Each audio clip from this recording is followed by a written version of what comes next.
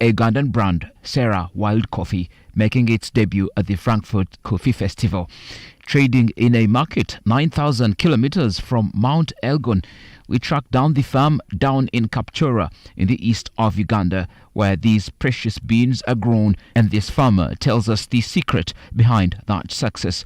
History rooted in the traditions of coffee growing. This has been it's a COVID product 2020, so it's not very old, but we have a trace of our grandfathers who are in coffee. That's where we got the inspiration from. Our grands were growing coffee in 1920s probably, but then remember, by then coffee was basically a man's crop. The family does some little coffee, and then after the harvest the man goes sells, and then it seemed to determine what to brings back home. Probably the women were not so much seeing the cash because it was more of a man's crop. So I think that's why at some level we lost it, because we never saw the value of coffee ourselves, because our fathers probably are taking the big portion of it. And it's hitting us now recently that a big number of people are now venturing into coffee, not because of the passion they have at heart, but because of the value attached to it currently.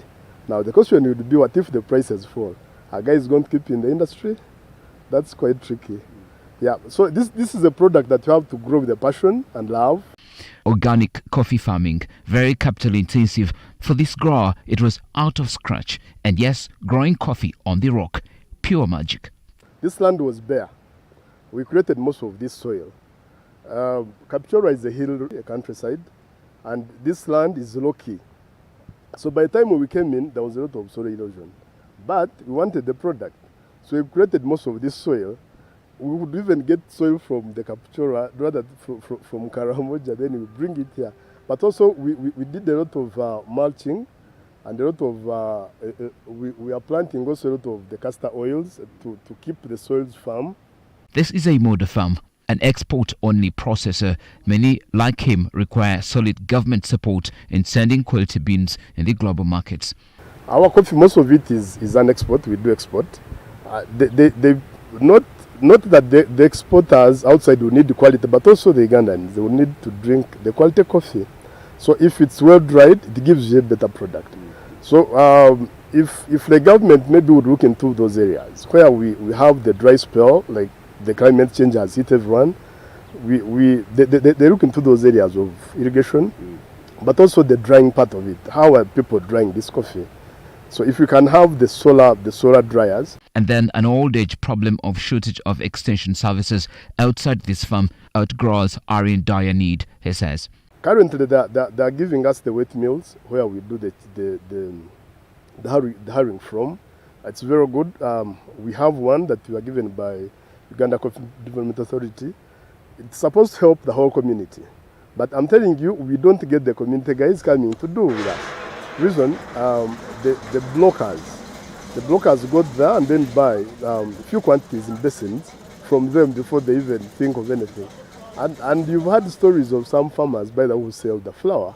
So people are like they want a quick money, like they want it quicker, so that they maybe facilitate their needs, but they're losing out on the real thing, which is, I mean, they're losing out on the real money, where the money is. This crop earns the country top dollar, but prohibitive certification costs, for instance, could be keeping many out of the real business. 20th and 21st, Sera Wild Coffee is exhibiting in Frankfurt, Germany. It's one of its kind, like, because we are the only Ugandans at that exhibition, and I know it's going to bring us so many clients on board. But getting market outside definitely is not easy. One, as we are doing pure organic, and getting the certificate of organic coffee, first of all, it's very expensive. We don't have those, the people satisfying itself, people to come satisfy them, bring them on farm. We have to fly them from Europe.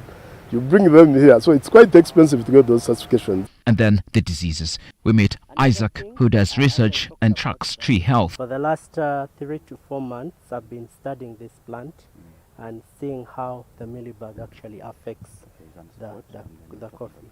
So one of the things, if you want to identify a mealybug is mealybugs have this whitish, cottonish thing around the root system. And if you are to look at just down here, you see the heavy presence of the black ants. And the black ants actually see these mealybugs as food.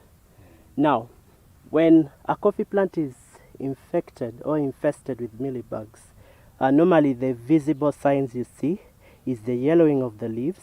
And when the leaves become yellow, sometimes the leaves drop, they drop on its own, then eventually the plant dies. So these coffee trees at Sera Wild Farm are organic and they are very sensitive, but they need a balanced climate throughout the day and night without extreme heat and cold, and with sufficient precipitation, but also plenty of shade.